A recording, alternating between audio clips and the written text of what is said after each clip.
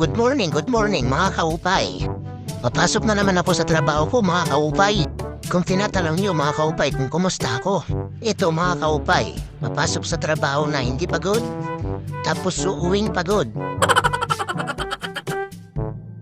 Minsan masaya, minsan malungkot. Minsan okay, minsan hindi.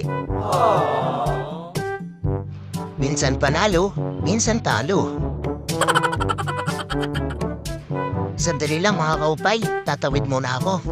Baka masagasaan ako. Kaya lagi niyong tatandaan mga kaupay, simple lang ang buhay. Pag nasagasaan ka, patay ka. Kaya lagi niyong piliing maging masaya at maging mabuti mga kaupay.